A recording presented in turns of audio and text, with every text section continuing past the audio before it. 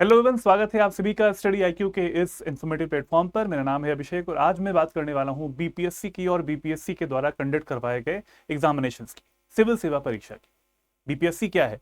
BPSC एक constitutional body है जो कि बिहार राज्य में जितने भी सिविल सर्विसेज के एग्जामिनेशंस होते हैं उनको कंडक्ट कराती है। फेयर एग्जामिनेशन कराने की जिम्मेदारी है बीपीएससी की। नाम है बिहार पब्लिक सर्विस कमीशन, यानी बिहार का लोक सेवा आयोग। अब ये कंडक्ट करवाती है कई सारे सिविल सर्विसेज के एग्जामिनेशंस। 2026 साल शुरुआत हो चुकी है, जनवरी का महीना भी आधा लगभग निकल चुका है और इस साल जो बीपीएससी एग्जामिनेशन कंडक्ट करवाएगा उसका नाम है 72nd बीपीएससी, यानी 72वीं बीपीएससी की जो परीक्षा है। ये बिहार में एक कंबाइंड सिविल सर्विसेज की जो एग्जामिनेशन होता है इसको कंडक्ट करवाती है और ये एग्जामिनेशन आता है पहले नोटिफिकेशन, उसके बाद में फॉर्म फिलअप होता है, उसके बाद में एग्जामिनेशन होता है।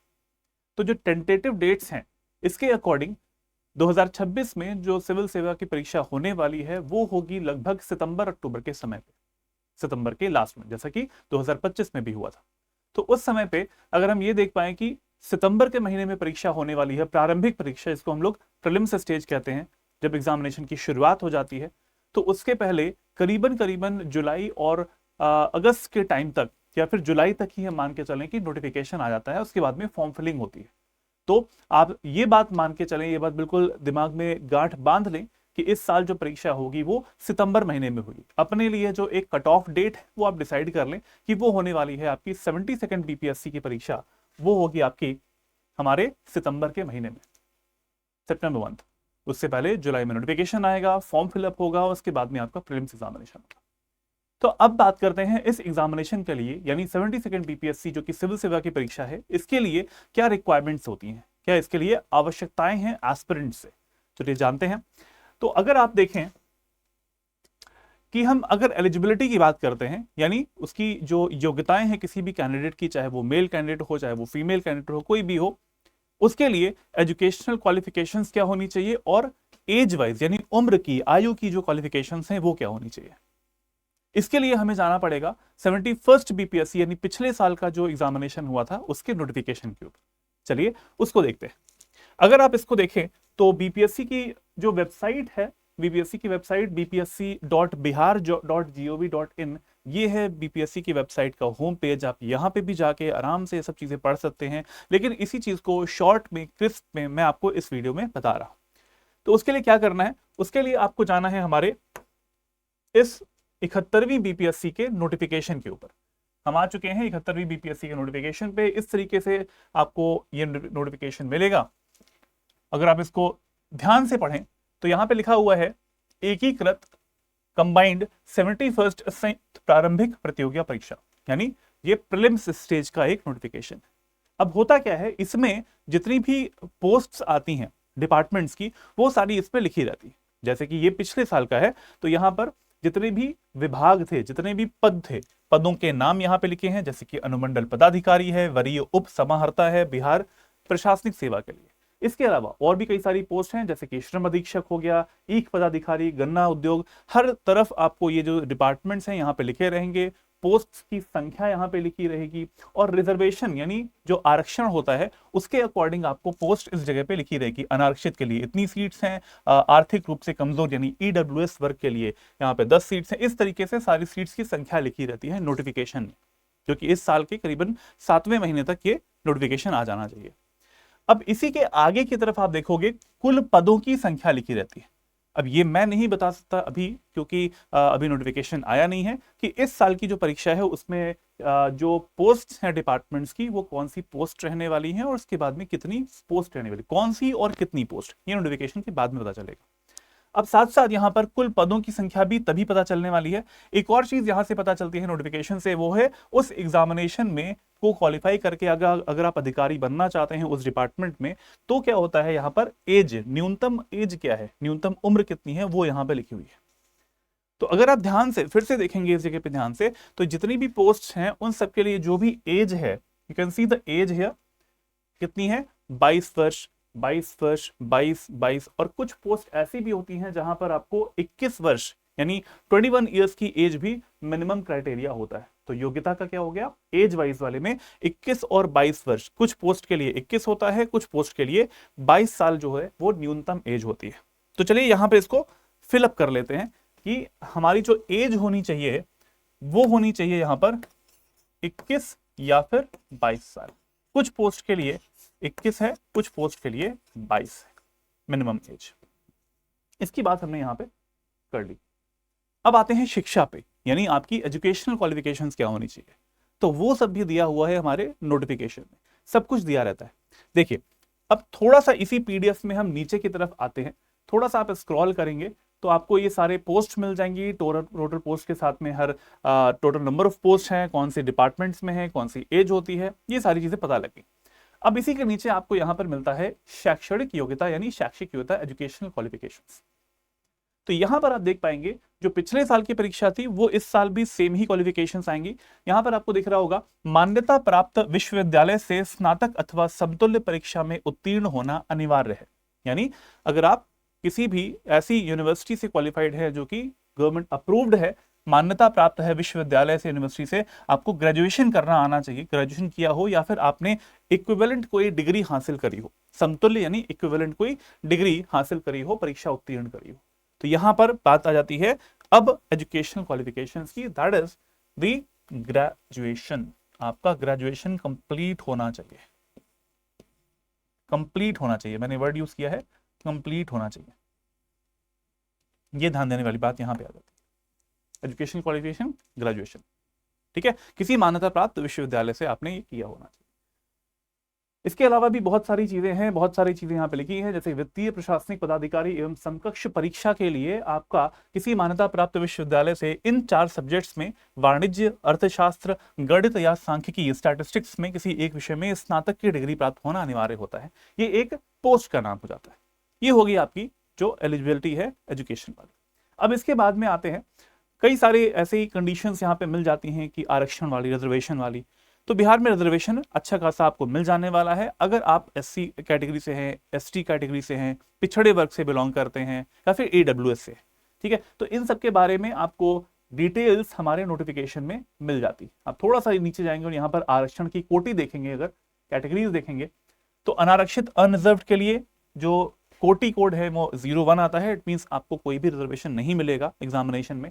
लेकिन जैसे ही आप SC, ST, extremely backward class ladies या फिर ईडब्ल्यूएस, आर्थिक रूप से कमजोर वर्ग की श्रेणी में अगर आप अपने आप को देखते हैं तो आपको अपना एक सर्टिफिकेट बनवाना पड़ेगा, और वो सर्टिफिकेट मेरे हिसाब से ऐसा होना चाहिए, मेरे क्या नोटिफिकेशन के हिसाब से भी ऐसा होना चाहिए कि वो थोड़ा रिसेंट का हो, रिसेंट का बना हुआ हो तो ज्यादा अच्छा रहता है। कोई भी डॉक्यूमेंट वेरिफिकेशन में बाद में कोई प्रॉब्लम नहीं आती है जब आप बाद में डीवी करवाते हैं, ठीक है। तो बाद में अगर कंडीशंस देखेंगे, अगर हम रिजर्वेशन की बात करें तो वो तो सभी को मिलता ही है, और ये बात की बात है।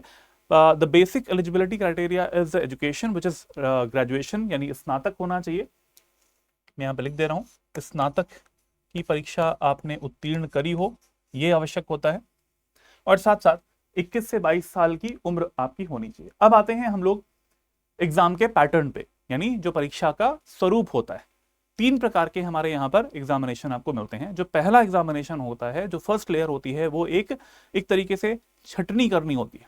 करीबन 5 लाख के आसपास फॉर्म्स भरे जाते हैं और करीबन 4.5 लाख के आसपास परीक्षार्थी एग्जामिनेशन देने जाते हैं। जाने के बाद में यहाँ पर एक ही पेपर होता है प्रीलिम्स एग्जामिनेशन में, और वो जो एक पेपर होता है प्रारंभिक परीक्षा का, ठीक है, 1 पेपर ओनली। अदर स्टेट्स में क्या होता है, वो 2 पेपर होते हैं, अलग अलग होते हैं। एक जीएस का पेपर होता है, एक आपका मैथ्स एंड रीजनिंग वाला जो पार्ट होता है, सीसैट वाला पार्ट है, वो होता है। बिहार में नहीं होता, बिहार में सिर्फ एक पेपर होता है। 2 घंटे का पेपर रहेगा, यानी 120 मिनट के का समय आपके पास में रहने वाला है। 120 मिनट्स का समय रहता है। 150 क्वेश्चंस करने होते हैं आपको, यहां पर आपको 150 क्वेश्चंस करने होते हैं 120 मिनट 2 घंटे में, और 150 मार्क्स का भी पेपर होता है, यानी हम कह सकते हैं कि प्रति क्वेश्चन, पर क्वेश्चन आपका 1 मार्क्स का आपको मिलेगा। क्या यहां पर नेगेटिव मार्किंग होती है? यस, यहां पर नेगेटिव मार्किंग भी होती है। तो नेगेटिव मार्किंग कितनी है? प्रीलिम्स एग्जामिनेशन में जो नेगेटिव मार्किंग है वो होती है 33% की, यानी 1/3 मार्क्स आपका कट जाएगा अगर आप गलत करते हैं किसी भी ऑप्शन फिलअप करने में, बबल भरने में, जो आपको एक बबल भरने के लिए पेपर दिया जाता है उसमें, ठीक है। तो यहाँ पर ये ध्यान देने वाली बात है। अब इसमें क्या क्या चीजें पूछी जाती हैं, कौन कौन से सब्जेक्ट्स इंपॉर्टेंट होते हैं, किसका वेटेज ज्यादा होता है, आइए जरा इसके बारे में बात कर लेते हैं। तो जो प्रीलिम्स एग्जामिनेशन होता है, इसके लिए आपको सारे ही जीएस सब्जेक्ट्स यहाँ पर बिल्कुल अच्छे से पकड़ होनी चाहिए। मैं सब्जेक्ट बता दे रहा हूँ कि कौन कौन से सब्जेक्ट्स पे आपकी पकड़ होनी चाहिए। यहाँ पर प्रीलिम्स एग्जामिनेशन में अगर आप देखते हैं तो सबसे ज्यादा इंपॉर्टेंट जो प्रायोरिटी वाली चीज है वो देना चाहिए आपको हिस्ट्री, यानी इतिहास। आपको हिस्ट्री को सबसे ज्यादा इंपॉर्टेंस देना है, इतिहास को सबसे ज्यादा आपको इंपॉर्टेंस देनी पड़ेगी। इसके बाद में आता है आपका साइंस वाला पार्ट। आपको साइंस यानी जो विज्ञान वाला पार्ट है उसको आपको सबसे ज्यादा वेटेज देना है, क्योंकि इतिहास लगभग आपका 30 मार्क्स का आएगा, साइंस भी आपका लगभग 30 मार्क्स का आ जाएगा। और इसके बाद तीसरा आता है जो काफी इंपॉर्टेंट है इसी में, वो आता है करंट अफेयर्स, यानी जो समसामयिकी रहती है, करंट अफेयर्स, वो यहाँ पर इंपॉर्टेंट रहते हैं और वो आपसे पूछे जाएंगे 30 मार्क्स। समसामयिकी भी आपको कितने मार्क्स की पूछी जाएगी, लगभग 30 मार्क्स के आसपास की पूछी जाती है। 150 में से 90 मार्क्स का हिसाब आपको यहां से क्लियर हो जाता है कि हाँ भाई 90 मार्क्स आपके यहां से आ गए, इंपॉर्टेंट चीज है। इसके बाद में जो मेजर सब्जेक्ट्स आपको कवर करने हैं वो होते हैं हमारे ज्योग्राफी, यानी इसको बोलते हैं भूगोल। इससे कितने मार्क्स का आता है, तो भूगोल से जो क्वेश्चंस आते हैं जो कि मैं कवर कर रहा होता हूं उससे वेरिएबल क्वेश्चंस आ रहे होते हैं, यानी भूगोल से करीबन 20 से 25 मार्क्स तक आ जाते हैं। जब हम करंट अफेयर्स के मैपिंग वाले क्वेश्चंस मान लीजिए कोई पूछे गए हैं तो उनको भी इंक्लूड कर लेते हैं तो भी। इसके अलावा पॉलिटी यानी राज व्यवस्था, इकोनॉमी यानी अर्थव्यवस्था, इनसे भी क्वेश्चंस आते हैं और बिहार की इकोनॉमी से क्वेश्चंस की महत्ता ज्यादा रहती है। बिहार स्पेशल एक छठा सब्जेक्ट है बिहार स्पेशल का, जो कि काफी ज्यादा महत्व रखता है हमारे प्रीलिम्स एग्जामिनेशन और मेंस एग्जामिनेशन दोनों में। बिहार स्पेशल, इसे भी क्वेश्चंस करीबन 25 से 30 मार्क्स के बन जाते हैं। तो ऐसे एनवायरमेंट भी सब्जेक्ट है। ये मेजर सब्जेक्ट्स हमारे यहाँ पर प्रीलिम्स एग्जामिनेशन में पूछे जाते हैं, जिनका वेटेज रहता है अच्छा खासा इसमें। ये होगी प्रीलिम्स एग्जामिनेशन की बात। अब आते हैं मेंस एग्जामिनेशन के लिए। तो मेंस एग्जामिनेशन जो है वो आपको होता है टोटल कितने मार्क्स का, यहाँ पर आपको 900 मार्क्स का पेपर होता है, 900 मार्क्स का पेपर होता है। अच्छा, जो प्रीलिम्स एग्जामिनेशन था उसके मार्क्स नहीं जुड़ते हैं, वो जस्ट एक क्वालिफाइंग नेचर का पेपर होता है, कट ऑफ आपको क्वालिफाई करना होता है। यहाँ पर आपको लगभग मान के चलिए 100+ अगर आपके मार्क्स आ जाते हैं आफ्टर द नेगेटिव मार्किंग, तो आपको कोई रोक नहीं सकता है मेंस एग्जामिनेशन लगने से, यानी आपका प्रीलिम्स एग्जामिनेशन क्लियर हो जाएगा अगर आप 100 मार्क्स ले आते हैं तो। मेंस एग्जामिनेशन के मार्क्स आपके मेरिट में जुड़ते हैं, 900 मार्क्स आपके यहाँ पर मेरिट वाले पार्ट को बना रहे होते हैं। यहाँ पर आपको जीएस पेपर नंबर 1, इसमें हिस्ट्री, करंट अफेयर्स, डीआई वाला पार्ट इसमें आता है, ये होता है 300 मार्क्स का। जीएस पेपर नंबर 2, इसमें polity, geography, economy, science and tech, ये वाला पार्ट इसमें आता है 300 मार्क्स का। और एससी वाला पार्ट है जिसमें आपको 300 मार्क्स का ये भी आता है। टोटल मिला के तीनों हो जाते हैं 900 मार्क्स के। लेकिन क्या इसके अलावा और भी पेपर होते हैं, ये तो मेरिट में जुड़ते हैं, लेकिन 2 पेपर और होते हैं जो कि आपके क्वालिफाइंग नेचर के होते हैं मेंस में। आइए जरा उनके बारे में बात कर लेते हैं। तो उसके लिए आपको जाना पड़ेगा हमारे मेंस एग्जामिनेशन के लिए। मेंस में अगर आप क्वालिफाइंग नेचर की बात करें तो उसमें आपके एक लैंग्वेज पेपर यानी हिंदी वाला पेपर हो जाएगा और एक ऑप्शनल पेपर। हिंदी को मुझे हिंदी में ही लिखना चाहिए था, चलिए हिंदी में लिख लेते हैं। एक हिंदी का पेपर हो जाएगा और एक आपका ऑप्शनल पेपर हो जाएगा। आपको ऑप्शनल भी यहां पर सिलेक्ट करना पड़ता है। अब बात आती है कि सर ऑप्शनल कहां से सिलेक्ट करें, तो पहले बात कर लेते हैं इसी क्वेश्चन में, जो क्वालिफाई करने के लिए आपको जो यहाँ पर सिलेक्ट किया है आपने, 30% मार्क्स आपको यहाँ पर लाने हैं, 30% मार्क्स आपको यहाँ पर लाने हैं क्वालिफाई करने के लिए। 30% मार्क्स ओनली, कितने ही लाने हैं दोनों में, मार्क्स नहीं जोड़ते हैं, आपको जस्ट एक बार से क्रॉस करना होता है, 30% मार्क्स लाने होते हैं, बस इतना ही है। लेकिन कौन कौन से सब्जेक्ट्स ऐसे हैं जिनमें आप ऑप्शनल जो है वो चूज कर सकते हैं, तो ये दिया हुआ है हमारे नोटिफिकेशन वाले पार्ट में। आप थोड़ा सा नीचे की तरफ इसको और स्क्रॉल करेंगे तो यहाँ पर उम्र सीमा के बारे में मैंने बताया था आपको, मिनिमम तो मैंने रिक्वायरमेंट बताई दी थी, मैक्सिमम जो है वो भी लिखा हुआ है इस जगह पे। यू कैन सी अनारक्षित पुरुषों के लिए 37 रहती है, और आरक्षित अनारक्षित महिलाओं के लिए यानी जनरल कैंडिडेट्स जो फीमेल्स हैं उनके लिए 40 ईयर्स रहती है। पिछड़े वर्ग और अत्यंत पिछड़े वर्ग पुरुष और महिलाओं दोनों के लिए 40 ईयर्स रहती है, और अनुसूचित जाति और अनुसूचित जनजाति के पुरुष और महिलाओं के लिए 42 वर्ष रहती है। ये हमने देख लिया एज क्राइटेरिया, मैक्सिमम वाला पार्ट। अब कुछ मैं आपको बता रहा था कि यहाँ पर ऑप्शनल के जो सब्जेक्ट्स होते हैं वो क्या आप चूज कर सकते हैं। तो नीचे की तरफ आप थोड़ा स्क्रॉल करेंगे, इसमें सारी डिटेल्स दी रहती हैं, कितने अमाउंट का फॉर्म भरना होता है। तो वैकल्पिक विषय के लिए आप जरा यहाँ पे देखेंगे, वैकल्पिक विषय ये इस जगह पे अनिवार्य विषय जो होते हैं, विषय कोड 100 अंक का आपका हिंदी आता है, जिसमें कि 30% लाभांक प्राप्त करना अनिवार्य होता है, जैसे मैंने बताया हिंदी लैंग्वेज वाले पेपर में। इसके अलावा अगर आप देखें यहाँ पर जो 300 मार्क्स का 300 मार्क्स का और 300 मार्क्स का निबंध जो रहता है इसमें, ये मैंने आपको बता ही दिया। लेकिन ऑप्शनल सब्जेक्ट जो है वो कौन से हैं, कृषि विज्ञान, पशुपालन एवं पशु चिकित्सा, मानव विज्ञान, वनस्पति विज्ञान, रसायन, सिविल, वाणिज्यिक शास्त्र, अर्थशास्त्र, ऐसे कई सारे सब्जेक्ट्स यहाँ पे लिखे हुए हैं। आप इस PDF को जरूर डाउनलोड करें और अपने जो भी ऑप्शनल है उसको चूज कर लें अपनी तैयारी की शुरुआत में। ये सारे सब्जेक्ट्स यहाँ पे लिखे हुए हैं, आप लोग इस वीडियो को पॉज करके भी देख सकते हैं कि कौन कौन से सब्जेक्ट्स हैं, और पिछले साल का जो नोटिफिकेशन है उसको भी डाउनलोड कर सकते हैं। सारे सब्जेक्ट्स यहाँ पे लिखे हुए हैं कि किसको आप वैकल्पिक विषय बना सकते हैं, उसका कोड भी दिया हुआ है। चलिए अब बात कर लेते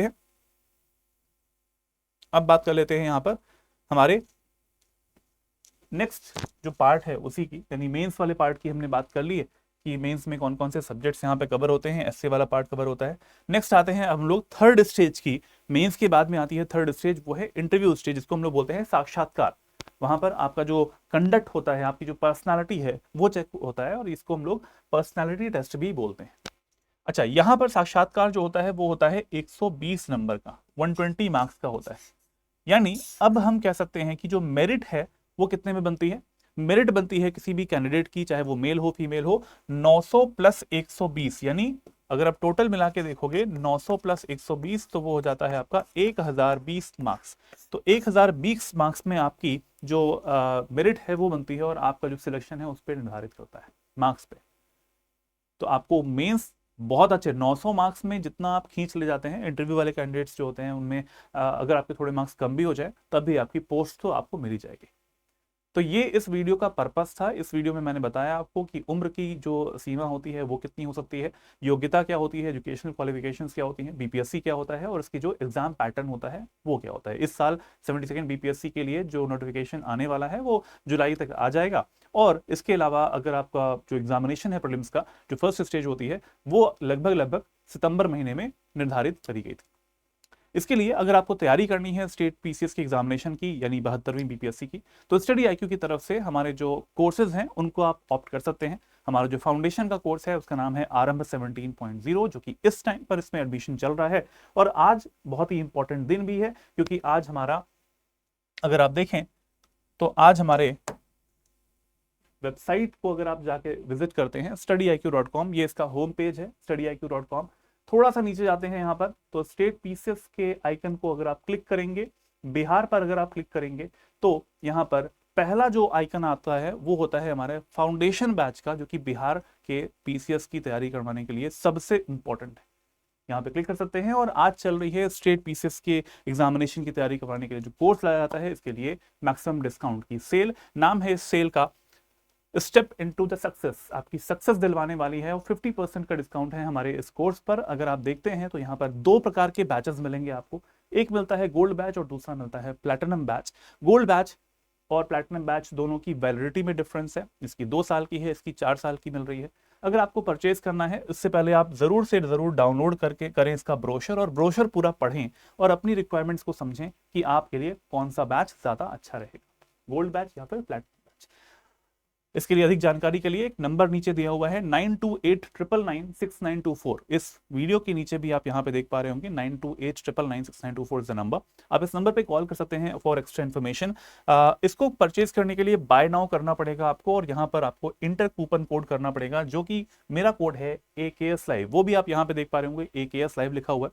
इस कोड का यूज करके आप अप्लाई जब करोगे तो हमारा जो प्लैटिनम बैच है वो मिल जाता है 13,999 में, और जो गोल्ड बैच मिलता है वो मिल जाता है आपको 7,999 में। अब कहीं पे भी इतना ज्यादा डिस्काउंटेड प्राइस में जो फाउंडेशन बैच है वो नहीं मिल रहा है विद ऑल दीज फीचर्स। लेकिन फीचर्स क्या क्या है? लाइव क्लासेस ऐप पर चल रही होती हैं और मेंटरशिप साथ में मिलती है, डेली आंसर राइटिंग का फीचर है, कंटेंट भी हम आपको प्रोवाइड कर रहे होते हैं, इंटरव्यू गाइडेंस प्रोग्राम भी इसमें इंक्लूडेड है। लेकिन कुछ एक्स्ट्रा फीचर्स आपको मिलते हैं प्लैटिनम बैच में, जो कि आपको बनाते हैं बाकी सारे एस्पिरेंट से थोड़ा आगे आपकी तैयारी को रखते हैं। जैसे कि बुक्स आपके घरों में डिलीवर हो जाएंगी, EMI का ऑप्शन इसमें अवेलेबल है, NCERT जो कि बेस बना रही होती हैं उसका पूरा एक बैच आपको इसमें फ्री मिल रहा होता है। साथ में 10,000 प्लस MCQ का एक बैच है, वो भी आपको इस बैच में फ्री मिल जाएगा। क्रैश कोर्सेज जितने भी आ रहे होते हैं BPSC के प्रीलिम्स से पहले और मेन से पहले, उनमें एनरोलमेंट ऑलरेडी आपका हो जाने वाला है। और साथ साथ यहाँ पर जो फैकल्टी ओरिएंटेड मेंटरशिप है वो भी आपको यहाँ पे मिलती है। तो बिल्कुल भी देर ना करें, इस वीडियो के डिस्क्रिप्शन बॉक्स में भी आपको लिंक मिल जाएगा, क्लिक करके वेबसाइट पर जाकर देखें कि क्या क्या इसके फीचर्स हैं, और ज़रूर इस बैच को आज ही ले लें, यानी 17 तारीख को ले लें, क्योंकि रात में 12 बजे से पहले जो कोर्स है ये जो सेल है वो एंड होने वाली है और प्राइसेस जो है वो बढ़ जाएंगे। तो इस वीडियो में हमने जाना 72वीं BPSC के बारे में। मिलते हैं नेक्स्ट सेशन में, जिसमें हम बात करेंगे अपने अदर एग्जामिनेशन के बारे में और कुछ डिटेल में। नंबर है 9289996924 और मेरा कोड है AKS लाइव, जिससे आपको मिलेगा मैक्सिमम डिस्काउंट। नेक्स्ट मिलते हैं नेक्स्ट वीडियो में। जय हिंद, जय भारत।